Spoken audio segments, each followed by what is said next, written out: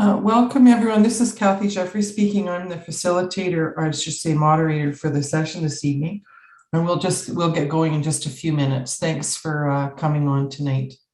So before we begin and as we gather today, it's important that we offer a land acknowledgement and acknowledge that we are on treaty land. Pardon me. I'm joining you from Saskatoon, which is Treaty 6 territory.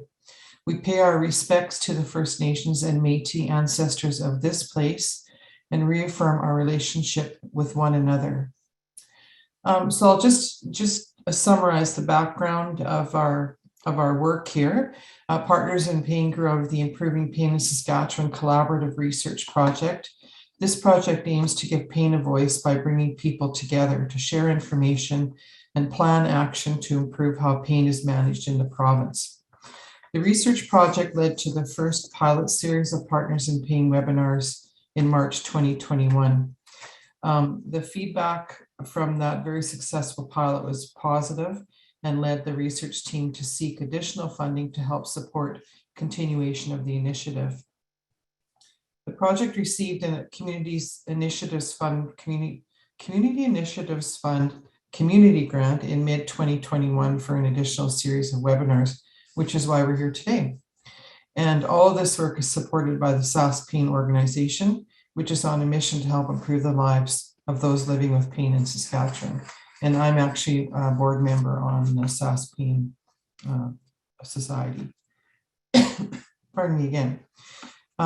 Just a few reminders before I introduce our first speaker.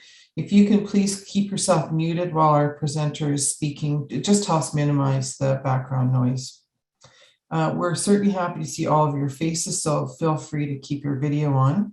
But if you're having connection issues, it may help to turn your video off, and then you can turn your video on to ask questions or later on in the session or whatever, so you don't have to turn your video off and leave it off. There'll be an opportunity to ask questions during the session. This will be up to the presenter, and please submit your questions in the chat box. And I will moderate the chat box and be sure to point those out to our presenter or Susan as the presenter, or Dana later we'll see those as well. I'm going to introduce our first speaker. Where are we at?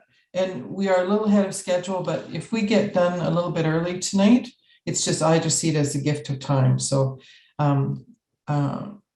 before I introduce our first speaker, though, the planning group would like to thank you for sharing all of your feedback on the Partners in Pain webinars through the webinar evaluations. That really does help with planning and figuring out sustainability. One of the things we heard from many of you was that the sessions often feel rushed. So this evening, we're going to try a session with 2 speakers rather than 3 and see how that works. So please be sure to share your thoughts on tonight's session in the evaluation that will be sent out to you tomorrow by email. So it's now my pleasure to introduce you to Dr. Susan Tupper.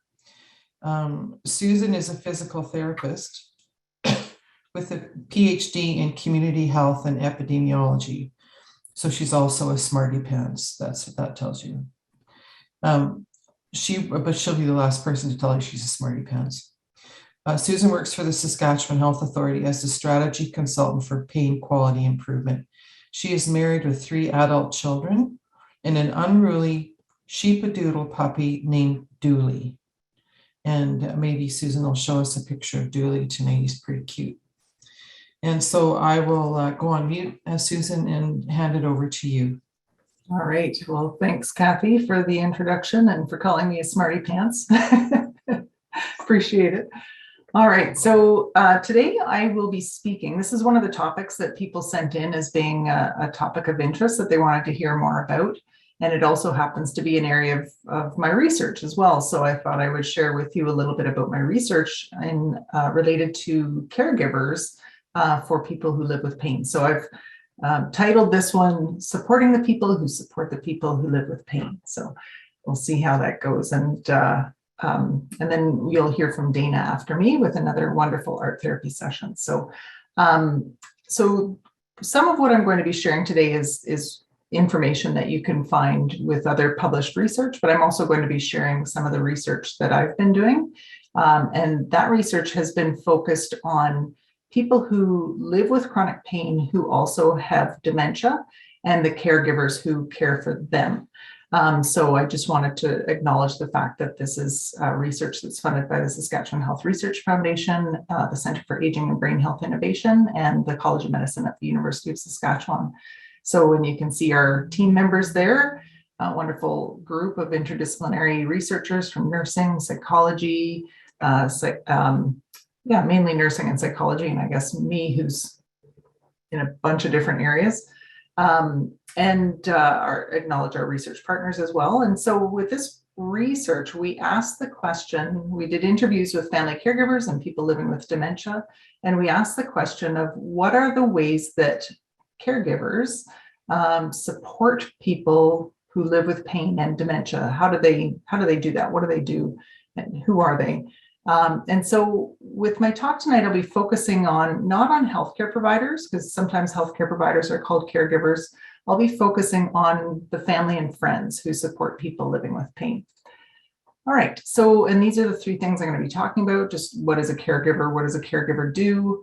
And what do caregivers say about caregiving for people living with pain? And then I'll share some resources of how we can support caregivers and some concepts or ideas of how we can support caregivers. So the first thing I wanted to do to try and make this a little bit interactive is to see if you can either put on text, you can put into the chat, that's probably the easiest, but if you want to play around with annotating on the screen, just go, I think it's at the top of the screen, you can correct me if I'm wrong, there'll be a word that says view. Click on that, and then in the drop-down menu, it will say annotate. When you click on that, it'll give you a bunch of tools. You can either write on the screen or you can add text onto the screen. And so we'll see what kind of crazy things people draw here. And you can draw just in that green box. I don't really care, actually. You can draw wherever you want to on the screen. So feel free to put in anything you want related to the question of how do caregivers, family and friends, support people living with pain? So if you're someone who lives with pain, how do your family and friends support you? Or if you are a caregiver, what do you do? What are the things that you do to support someone living with pain? So go ahead and mess up my screen. I can erase everything, so don't worry about what you say, or you can put it into the chat as well. All right. People are shy tonight.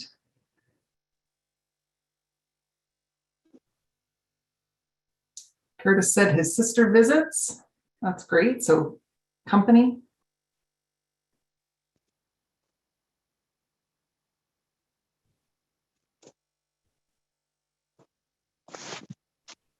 Dots and some lines. I'm going to interpret those in my own way.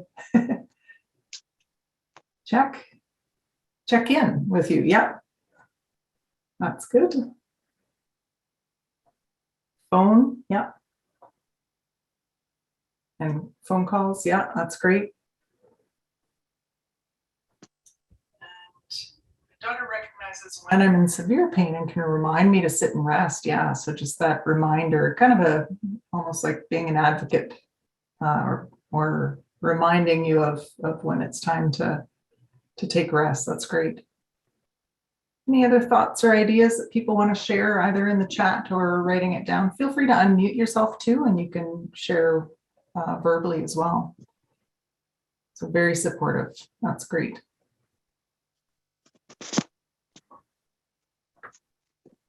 All right. I'm going to see what I can do. I'm going to stop the annotation now, see if I can erase it. All right. And we'll move on to the next slide there. Thanks for sharing your thoughts about that. That's great. So from the research that we did with people living with dementia and who also live with chronic pain, what we found is that we could break down the types of activities that caregivers did to support someone living with pain into 3 buckets of activities. So they functioned as knowledge brokers. So family caregivers would find information about pain management online or by asking friends or healthcare providers, and they would take that to the person living with pain, or they would take information from the person living with pain and share it with others, other family members or caregivers, with healthcare providers. So they played that knowledge broker role.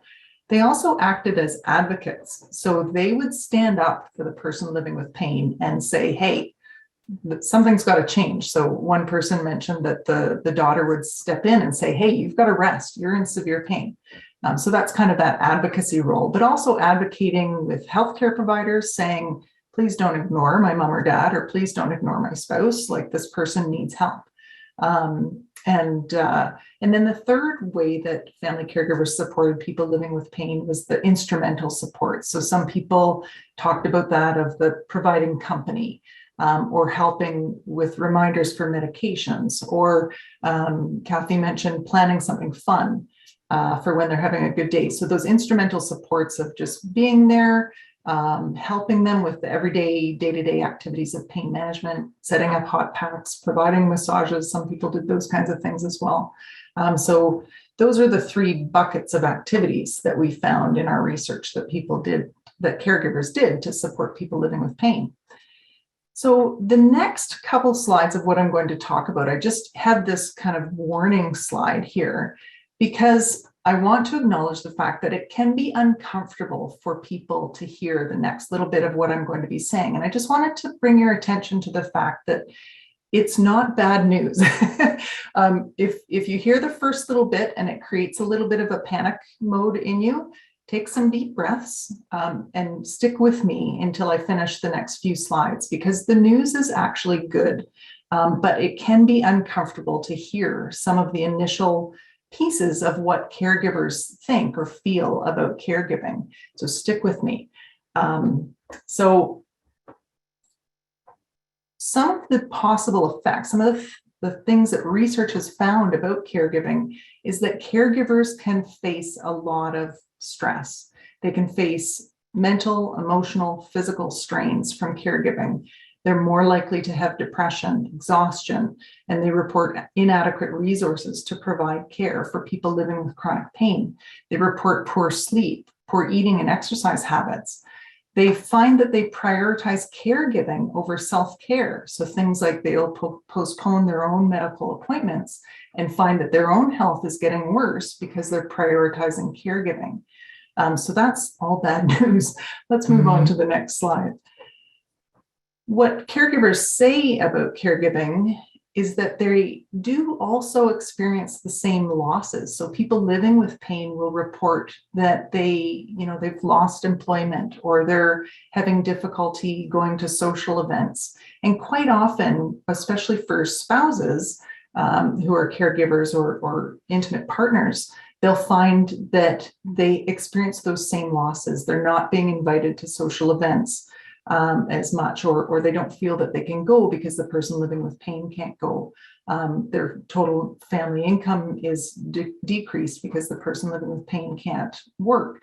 And so the caregivers will report some of the same effects or same losses as the person living with pain, particularly if it's an intimate partner or a spouse.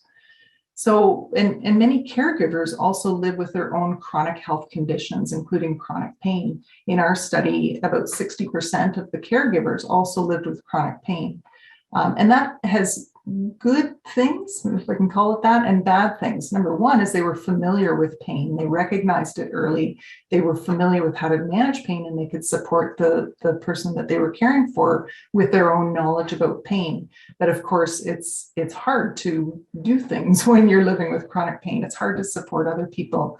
And so that was kind of an extra layer of the difficulty for them. Caregivers feel, the large majority of caregivers feel very positive about caregiving, which is really interesting because you think about all of these negative health effects, that they're experiencing all these losses, and just hearing that might make someone living with chronic pain, might make them feel guilty, right? It's not just them, but they're affecting these other people who care for them, and they might feel really badly about that. But the good news is that caregivers actually like being caregivers. They like supporting the person that they have partnered with, or their parent, or their child with chronic pain. They want to do those roles and they value their roles. Some caregivers, a very small minority of caregivers, feel injustice. And oftentimes the person with chronic pain thinks, well, they feel angry towards me for having chronic pain. And that's not the case. The large majority of caregivers don't feel injustice. And the ones that do, the large majority of them feel injustice towards other people, not the person living with chronic pain. So there's a lot of these hidden things, hidden stories, hidden narratives in our minds. As people living with chronic pain, we think people are blaming us, or we think people feel angry at us for the things that we can't do. And that's just actually not true. That's not something that's happening.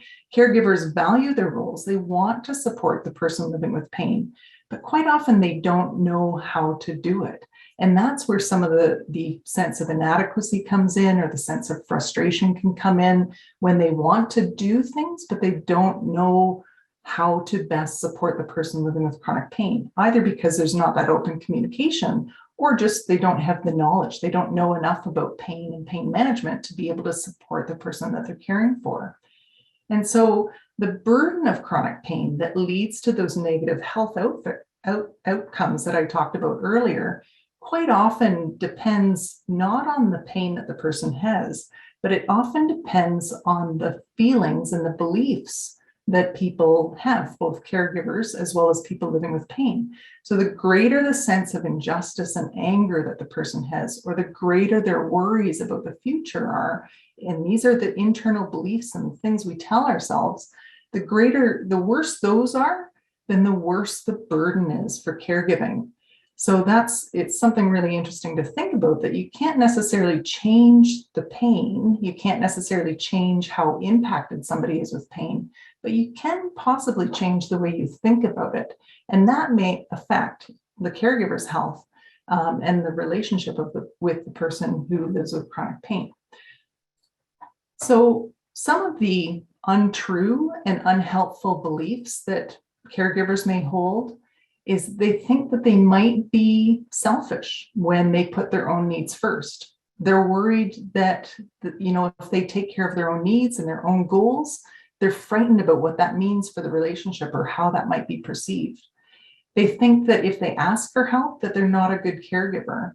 And they also think that they're personally responsible for the health of the person they care for, or that it's their fault if the person's feeling worse. So those are untrue and unhelpful beliefs. And sometimes caregivers also believe that they never do anything right. And so these are obviously emotions and feelings and beliefs that will really erode that person's sense of confidence and their value in the roles that they do. So I have another time for you to annotate. That's all the sad bits of the talk. So the rest is good, and how we can support people. So although I am talking a little bit about conflict now, but it's not quite as heavy as that last little bit. So I'd like you to try chatting as well, putting in the chat, or you can try annotate again. We'll see how that goes again. Just to answer the question of what are causes of conflict that caregivers may experience. Who do you think they have conflict with, and what are some of those causes of conflict? So go ahead and chat or annotate.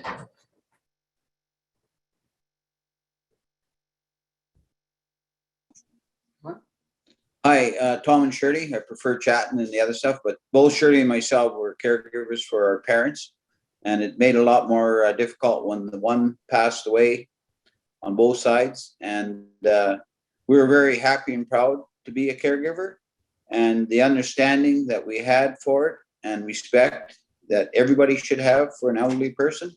I believe we showed it, but a lot of people, even in the healthcare, they had a job to do and they did it. But there were some very, very good people in the healthcare system too that worked with us. And I would say I even looked forward to doing it.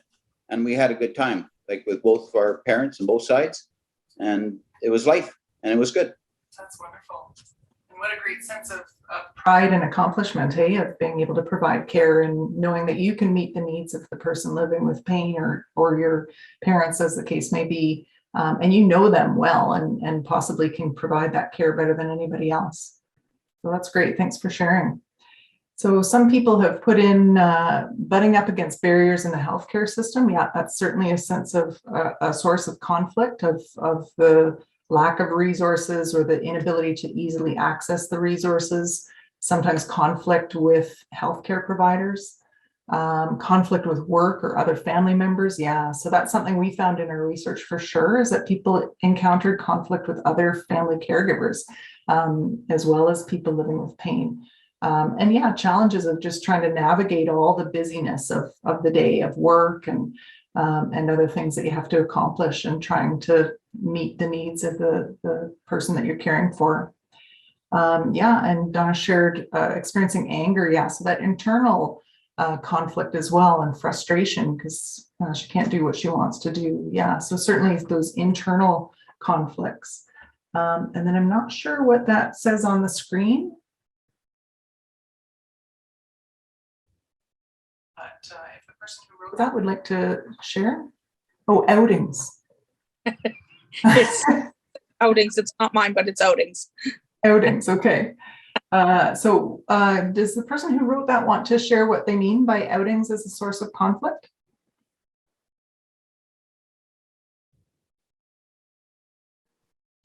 Sure, that was me. Sorry, I was trying to do handwriting on annotation. Obviously, I need more practice. So It looks great. I'm referring to my own mother and father-in-law, and sometimes he's the caregiver, and she lives with chronic pain and has dementia as well. And sometimes going on an outing can cause some conflict if she's having a pain day. And they have something planned, just being able to adapt and give the medication, the quick release medication that she has in a timely manner, so that she's not so uncomfortable, and so that he's not frustrated that he's got her out somewhere and she's just really not comfortable and more confused. So that can be a source of conflict for them. Yeah, for sure. And then there's kind of layers of conflict there of the internal disappointment that this thing that you planned, that you were hoping would go really well, didn't turn out the way it was expected. So there's that internal frustration, but also maybe that interpersonal conflict as well between the person living with pain and the person who planned this activity, and with the frustration with things just not going well. Yeah, thanks for sharing that, Tracy. Mm-hmm. All right, so let me see if I can get rid of the annotations again here. See how good I am at this. Look at that, getting faster. All right, so with our research, we found that there were a number of different layers of conflict, both intrapersonal and interpersonal conflict. So things like guilt, or feeling inadequate to be able to effectively help the person that the way you want to, and a few people mentioned that. A lot of uncertainty as well, which was an internal conflict. Not knowing, uncertainty about, the future, and that showed up as fear of the future, which was another source of conflict as well. And people talked about conflicts between family caregivers, with the person living with pain, as well as with a number of healthcare providers.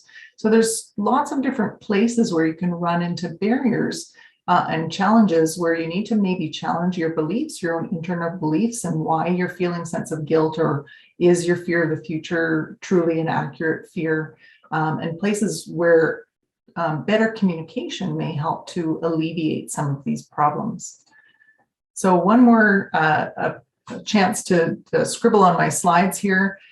So just the question is how to support caregivers. How can we support caregiver well-being, knowing that there's sometimes these beliefs that can really challenge people's sense of well-being, and the burdens, and sometimes limited access to healthcare services.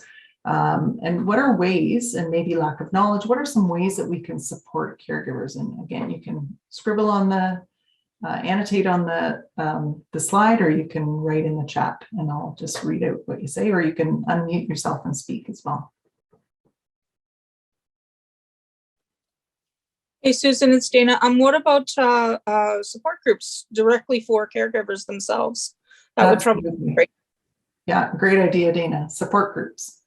Just hearing from other people what their stories are and what they've gone through and what works for them, kind of like what we're doing tonight. But separate support groups for caregivers, or mixed with people who experience the challenge, are tremendously helpful. Anybody have other ideas?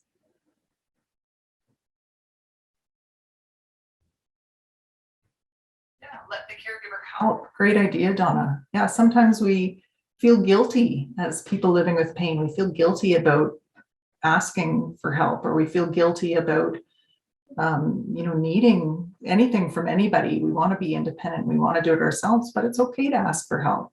And it's okay for caregivers to ask for help as well. Yeah.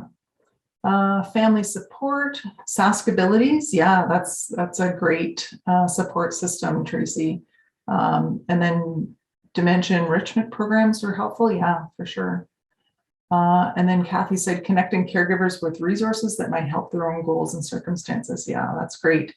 Even things like, helping them to identify support systems that can help with the caregiving, right? Maybe home care is going to help, or maybe there's a caregiver support system, or maybe there's a social group, a church group, or some other religious organization that can help provide some care and just provide some support that way. Some of that instrumental support of making meals or providing company that just gives the person who's a caregiver a little bit of extra time to free them up to think about what they want to do and what their own goals are, and do things for their own health as well, going to their healthcare appointments, that kind of thing. All right, thanks for everybody for sharing. So yeah, Kathy said validate them. It's okay to take breaks and in-home respite. Yeah, for sure. So ways that we can support caregivers or support the supporters. First of all, we can recognize that they often feel guilt or worry, fear of the future, conflicts. They experience these multiple conflicts, and they may feel uncertainty as well. And so we can provide education to caregivers on how to support people living with pain. We can teach them how to do that instrumental support. And we can also teach them how to support themselves with things like how to manage their stress, how to set personal goals and achieve them, how to live life, how to have good well-being, and to still be a caregiver, right? It's not one or the other. You can do both. And also how to openly communicate effectively in order to manage those various areas of conflict. So I have a few slides here that talk about each of these three things in particular. So managing stress, a really important way to do that, number one, is to recognize the early warning signs. And so for quite often for people, that means they start to get irritable. For sure, for me, when I'm feeling more pain or when I'm feeling more stress, I get snappy and mean. So recognizing that when you're doing that, it's quite often a sign of stress and that you need to take some time to kind of down-regulate that stress. Or sleep problems, even things like forgetfulness, which we don't often think of as a stress response, but it is a stress response, and it can also be related to pain as well. All of these things can be related to pain. But those are signs of potential stress. And so recognizing those things early and stepping in with some good stress management skills is a really important thing to do. You can also look at your life and look at the possible sources of stress and try to kind of do some load leveling. You may have days where your stress is particularly high. There may be like Monday and Wednesday that you find are particularly busy times when you've got too much to do, or there may be things happening on those days in particular that you know are going to make those days difficult. And so you can try to shuffle and reorganize if possible. You can see whether there are family disagreements that may benefit from some open communication. If you're feeling inadequate as a caregiver, or you find that you're unable to say no or set those boundaries, or you're not taking breaks, then those are important things to recognize and to try and interrupt. You can also look at the things that you can and can't change, and kind of, we've all heard that Serenity Prayer of grant me the grace to, I can't remember how it goes, but you all know it, of recognizing what you can change and then taking action towards those things. And then the things that we can't change, we can't always change the pain. We can't change the history of, being in a work-related accident or being in a car accident. You can't change the history, right? But we can change how we respond to it and how we think about it and the beliefs that we have. And so always moving forward. And not hanging on to the past and being angry about that. And then, yeah, like I said, taking action on the things that you can change. And, simple things like attending appointments with the person that you're providing care for and asking for training. That's an example of taking action on the things you can change. And that's a way for a caregiver to learn those instrumental skills of how to support somebody living with pain and maybe recognize the things that they can and can't do and feeling more confident in their skills.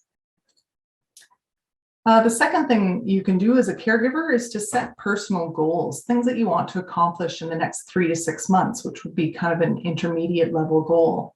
You can plan longer than that. You can have a 5-year goal, but those are hard to achieve. You can have a shorter, like a 2-week goal. Drinking more water might be one of them. Putting orange and lemon slices in your water might be a goal for you to do, as something that's simple that you can do tomorrow. But it's good to think about that kind of intermediate level, the 3 to 6 months. And then take steps to plan how you're going to do it. So what do you want to do in the next 3 to 6 months? And then take that big goal and break it down into smaller, and smaller goals until you know what are the actions that I have to take tomorrow and next week and the week after, and what new habits do I need to develop in order for me to accomplish that goal that's 3 to 6 months down the road. And make sure that you give yourself time to accomplish this goal. It's great to plan and have these goals, but if you don't actually take the action of taking the time, which might be taking a break from caregiving and getting help with caregiving tasks, you may not have the time to accomplish that goal.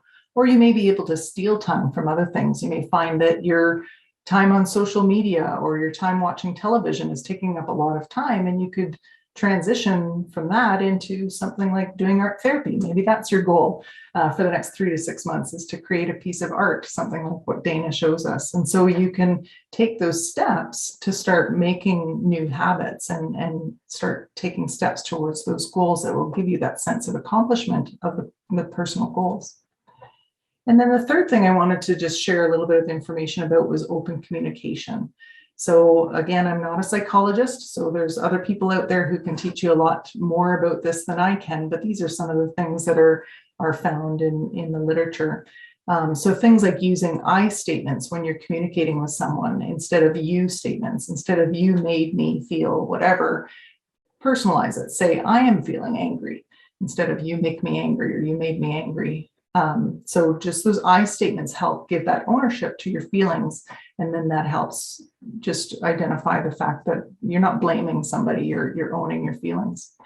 It's important too to respect the feelings of others and their right to express those feelings. It's okay for people to feel angry or disappointed or sad or fearful. Negative emotions are okay. They're healthy to express those. However, if you're stuck there and that's all you're feeling, then you may want to seek some help with that. Be really clear and specific about what you want. And this is something that's really important, both for the person living with pain as well as the caregiver, to be able to express the things that they want. Sometimes people get into this really bad habit of, hoping the person will figure it out, right? But they don't want to ask. If they have to ask for something, it means the person just doesn't know them. And that's a lot of rom-com garbage. The person loves you. If they do love you, and they do, then they will respect and understand when you openly communicate with them and ask clearly for what you need or what you're wanting from them. And don't hope that they'll guess what you need. Ask specifically and clearly for what you're looking for, and respectfully listen as well. If they say no, for whatever the reason is that they say no to your request, that's okay too. You can navigate and negotiate around that. It's not a failure of the relationship if that one request isn't met. And then, of course, seeking counseling if you need help learning relationship and communication skills, or if you need help with coping skills. There are counselors and therapists that can certainly help with that training to help you develop those skills. So just to summarize, it's important that all of us, both people living with pain, caregivers, healthcare providers, that we value and recognize the caregiver roles, the very important caregiver roles, both regardless of what the health condition is, but tonight we're talking about people with chronic pain, and that we help support caregivers to accomplish and to achieve those roles.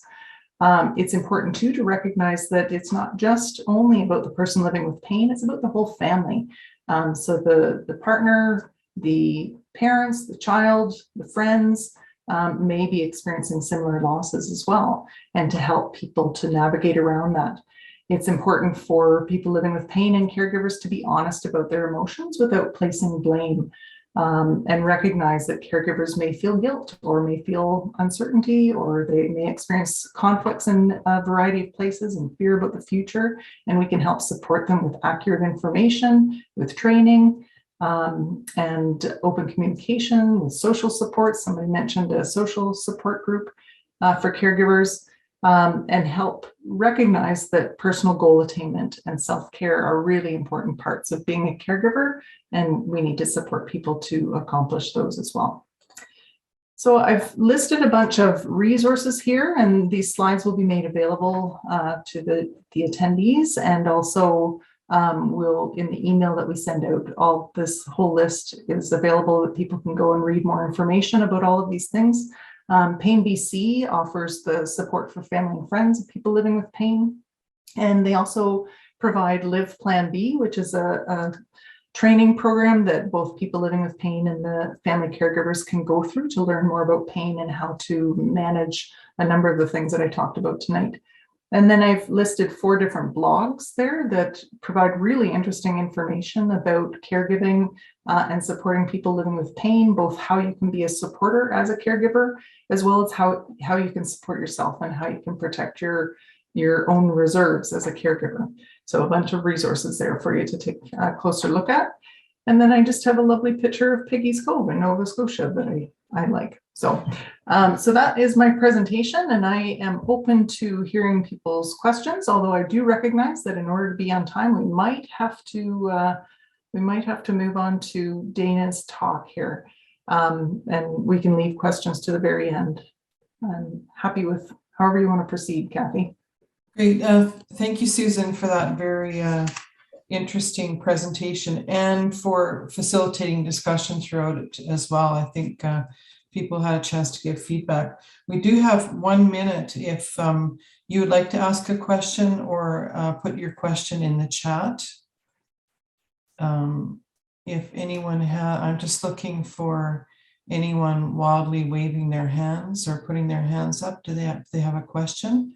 If you don't have a question at the moment, you can put it in the chat and I'll get back to it. In the meantime, we're going to proceed ahead with our second speaker this evening. Yeah, I don't see anything yet, but like I said, feel free to put a question in the chat. Our second speaker this evening is Dana Feshuck, a recorded art therapy session. Last time I moderated a meeting, I was so excited, I forgot to introduce Dana, but I'm on my script tonight, Dana. So Dana Feshuck is a 48-year-old artist, writer, and photographer who's been using art therapy as a way to cope with bipolar disorder since her diagnosis as a teenager.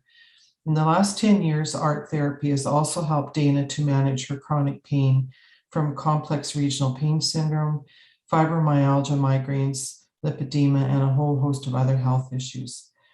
Dana says art therapy has made a measurable difference in her pain and has been a game changer with helping her get back to living her life enjoyably and passionately. Dana works with acrylic, metallic acrylic, oil pastels, colored pencils, soapstone, and balsa wood clay, crochet multimedia, art journaling, and graphic design. And Dana kind of changed my view of looking at art when I still remember she said, when you want to be creative, shop in your house. And so that's the one message that I carry forward with me as I'm downsizing my stuff. So thank you so much, Dana. And I'll ask Celine to share that recording now. Hi everybody, it's Dana. Welcome back to Art Therapy session number 3. And today I'm going to be taking you through a new project that is an altered book project. So I'm going to show up to the screen right now the items that we're going to use, and then we're going to get going right away. So the very first thing is an old book. It doesn't matter if it's it could be an old magazine. It could be an old, just book that you don't care what's going to happen to it. That's really important. It can't be one of your favorites. Don't do that to it. Just an old book or old magazine or old date book, anything that you got lying around that you're okay with altering. Next step, you're going to require a glue stick or glue, just craft glue. And then you're going to require some basic craft paint, just white or any color really for the background, but usually white is your best bet, because then other things can be seen on top of it. But lighter colors basically you can use. Thick-headed brush, that's very important to be able to get that craft paint on fast. And then you want some, like I said, some other craft paints if you want to use as basics, as backgrounds, you can have that on hand. The next thing that you require is lots of bulldog clips. For your bigger projects, lots of bulldog clips, or then for your smaller projects like today, about 6 to 8 of them will probably do just fine. You can also use paper clips as an alternative for that. Then the next thing that you want is a pair of scissors, and after that, roll of tape. Painter's tape works really good for crafting, but masking tape will work as well. And so either of that. And then if you want to add anything added to it, you can do what I'm going to do today, which is I'm going to do some applications with adding over top. So I've got some cool copper and silver washi tape today that I'm going to apply, as well as some other fun colors and some other fun designs. So let's get started. Okay, everybody, I'm back. So I'm just going to show you really quickly what I've done. I've prepped a couple pages, but I'm going to show you the steps now. So I took the glue stick and I opened the book and I chose a page to start. And then the second page, you're basically just running around the edges, literally, to start, right to all of the edges with the glue stick. And then you're filling in this whole part with glue stick. And then you're literally adhering the page to it. That's one page together with the second, and then you're going to do that exact same thing to pick up a third page. So you want 3 pages together to get the thickness you want, because basically what you're doing with this altered book is you are creating a canvas. Okay, so there you go, it's all glued, and then you're going to squeeze it together. Now what I've got is 3 pages together. At that stage, what you want to do is pull out your white craft paint. You want to paint this page, you want to paint this page, so the first page and the last page. And then because they're already glued together and they've been painted white, you clip them, like I've done here, with bulldog clips. And then you basically just put something against it to be able to hold it up to dry.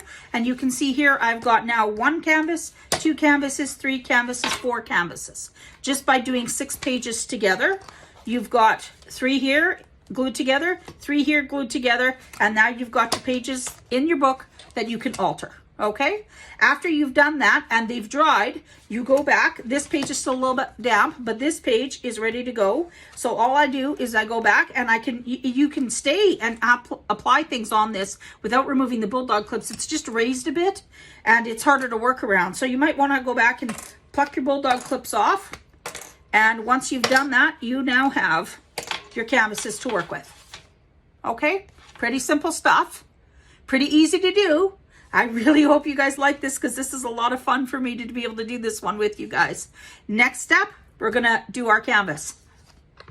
Hey guys, I'm back. So you see now what I've done is I've got some copper foil that I've been running around the edges. So this is off, I just got it off of Amazon. It's just a roll of copper and it's washi tape, and it just is sticky on one side and with a backing. So you just pull it off, and then literally it's that easy to apply. And now what I've done is I've run it around the outside edge because I kind of wanted a frame on this particular one. So now I've got my framework, and now I'm going to apply and do in the middle. And so it's that easy, quite literally, to do, to be able to start your page. And already you've got a beautiful base that you can work off of. So I'll pop on next with the next step. Hey guys, okay, so I'm back and it looks like I've got a full page, and I do, but I am going to explain how I got here so that you guys are not lost. The process is this. I did the coil frame, or the foil frame rather, of copper. That's where I last left you guys. And then I was going to fill in the center. Now what I've done is this. It's very simplistic. Very, very simplistic. I went and I took some more washi tapes that have some words on them. And these washi tapes, again, they're just, you can get them on Amazon, or then even actually your dollar store is even better because they're super cheap there. And I pulled off words that meant something to me. So I pulled off happiness and love and dream and laugh and sunshine and live. And then I went and I drew flowers around them, basically around their heads with Posca markers. So any markers will do. So now I've got these as individual little flowers, the centers of them with the washi tape, and they just stick right down. They're just pull off the roll, tear them, stick them, and you're good. So super easy to be able to work with for the washi tapes. So now I've got this base of flowers here in the center, and I've done their little petals with the Posca markers. And so now the only thing left to do that I can see on this is I'd like to really have some, like, I'd like it to stand out better. I'd like it to be sharp, and these colors really stand out. So I'm going to go back on my word of what I said at the beginning, which was paint your page white. You can, but you can also, apparently, you could maybe do it from the beginning rather than have to do it the way I'm doing it now. And you could paint it black, and then, or whatever your darker color is, and then that would pop this forward. Instead, I'm going to have to go back and put the relief of the black in behind each and every bit of this. So it'll take me a bit of time. Again, I'll do that off camera, and then I'll show you what it looks like. And then I will show you I will potentially go on to our next page and show you the next one, since this went as well as it did. And you guys can see the steps are super easy, but look how pretty this page is now. And I've still got the other second, third, and fourth pages to paint still and do in this book. So basically, this is what your book would look like as you go through. You would do a page and it's already set up, and then once it's done, it's done. It's a beautiful page in a hard-covered book, and you just keep going. So this is how you do your altered book. So I'm going to put the black relief in here. I just want to see what it looks like and see if it pops. And again, this is so forgiving that it's, I mean, if you really hate it, if you absolutely, you're going to throw up at the look of your art, which you shouldn't. But if you think you're going to, then for heaven's sakes, if you're that disturbed by what you've done, tear the page out, put it in garbage, get rid of it. Or better yet, cut it up into small pieces and then go back and use those pieces, which would already have color saturated on and pops of this foil. And you could use it on a multimedia project. So basically applying things on a collage and things like that. You could, if you really don't like a piece of artwork, cut it up and reuse it. Don't throw it out. I take that back. Never throw your art out. Okay, I'm going to put the black in here of the relief, and then I'll show you what it looks like. Hey guys, I'm just popping back on to show you what I'm doing here to really have you understand the popping it forward. So this is the black that I was telling you I was going to do off camera, and I am doing it off camera, but I wanted to show you on camera what that does. Basically, I'm just coloring in. It is really what I'm doing, and I'm just offsetting the fact that I've got these bright colors and I want them to pop forward. If you use a darker color behind, it's basically creates a really deep contrast. And when it does that, it pops everything forward. So I'm using a black Posca marker, and I'm just going in, and everywhere where there should be like background kind of coming through, that's what I'm doing. I'm just filling it in and letting those sharp reliefs pop the flowers forward. So as I do that, I also wanted to mention to you guys that because this project, this particular page really, before I started the black, I was only at about total at 8 minutes from start to finish from the white started page. It took me less than or around 8 minutes. So if anyone is sitting there saying, you know, I can't do that, or it's going to take too much time, or yeah, it took her how long to set it up, or you know what, the setup, the actual painting of the pages, that could be one thing that you do one day. Just do nothing but set up your pages. And then another time, just go in and do one thing on a page. It doesn't have to be all in one. And the beauty about that is each time that you go in to do something like this, you are not focusing on your pain. You're just focusing on doing a beautiful piece of art. You're focusing on relaxing. oops, I went over on the coil or the foil there. You just wipe it off. You're focusing on color and happiness and good feelings.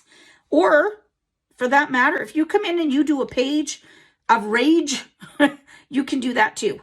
Whatever floats your boat, whatever you need to do to be able to feel better and cope, that's what this is for. That's the therapy in the art, is whatever it brings to you in those ways. Right now, just sitting here talking to you guys and coloring, this makes me exceptionally happy, just exceptionally happy. So I'm hoping that I can bring some of that to you guys and that you guys can see these things they don't have to take long.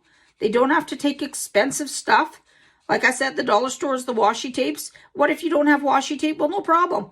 Could you have sat here and just done a flower and written a word in? Sure. That would have been just as easy to do. You would have ended up with similar results of having something that is really pretty and fun and still affordable, because an old book or old magazine, kick it around. Gosh, it could be one that's sat around for, I don't know, 20 plus years. I've got some old, super old magazines that used to be fitness magazines years and years and years ago of something that I used to follow.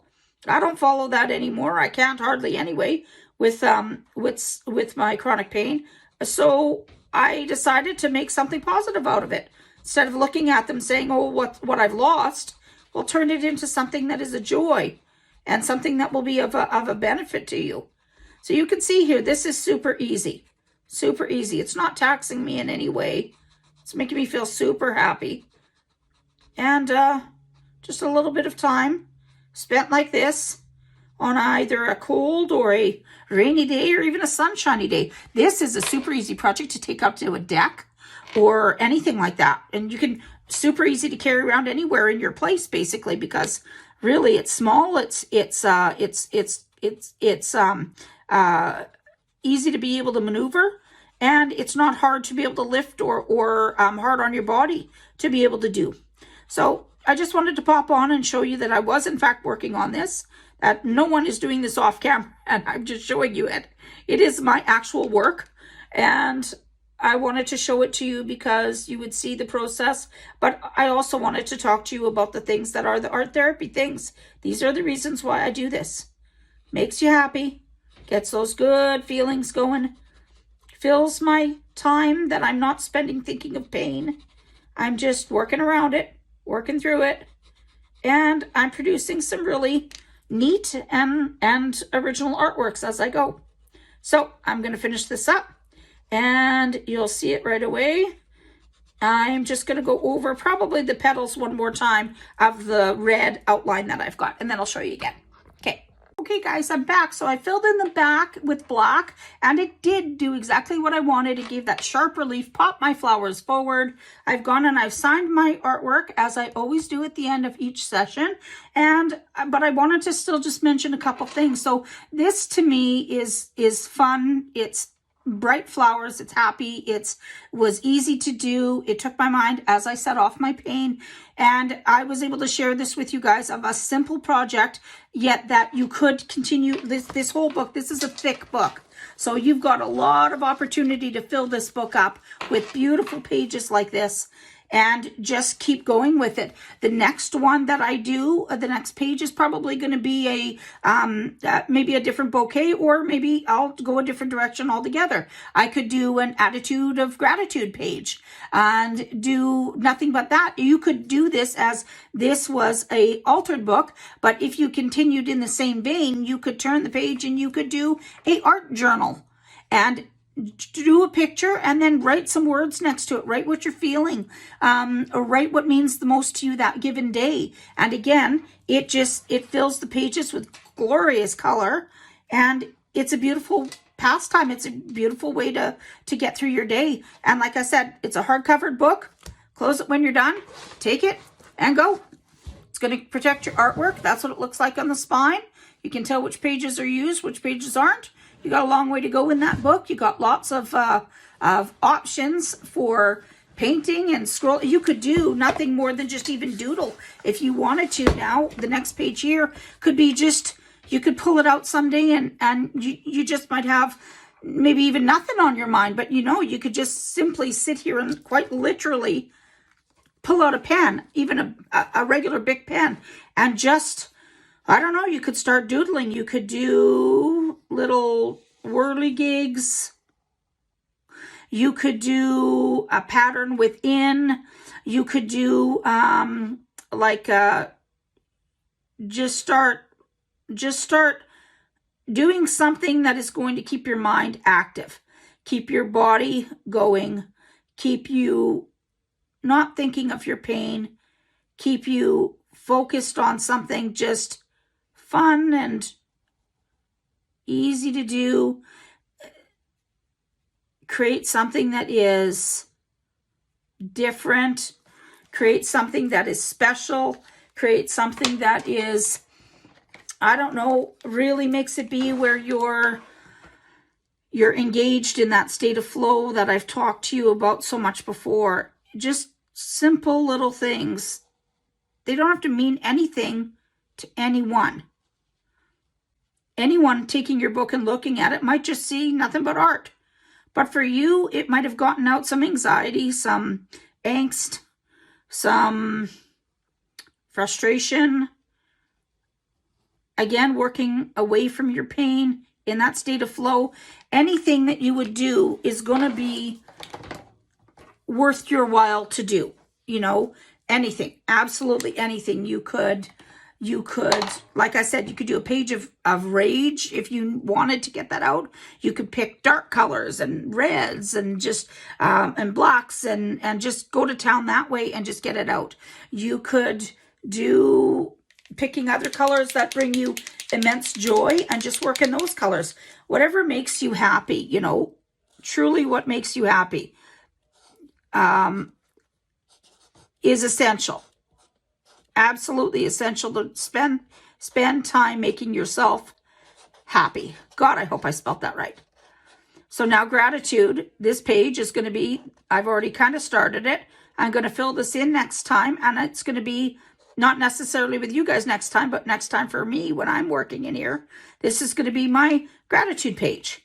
And whatever I do on this page is going to bring me joy and make me feel like I'm grateful for certain things in my life. Maybe I'll go back and fill this in with, words that are like family or, just things that matter to me. Oh, I forgot the center of the E.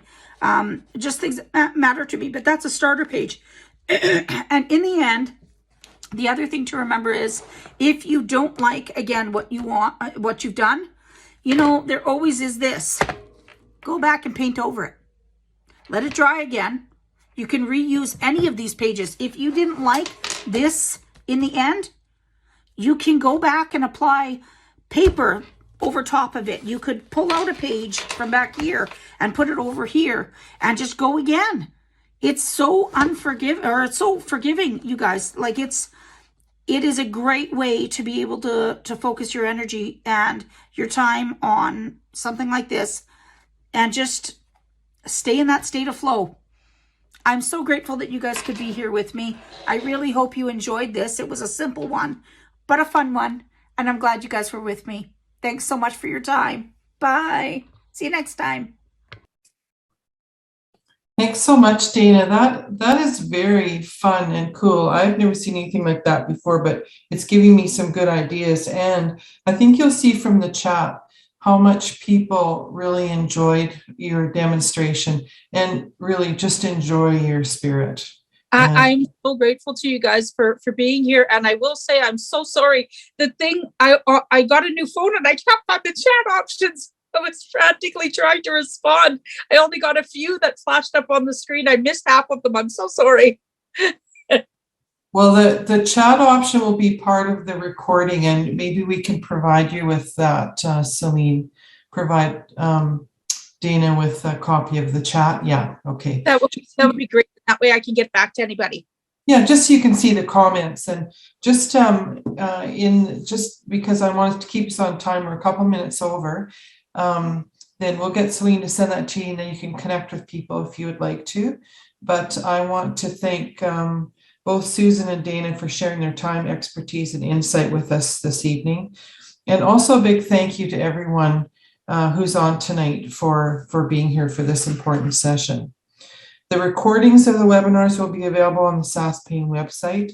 The link to these will be shared with you by email.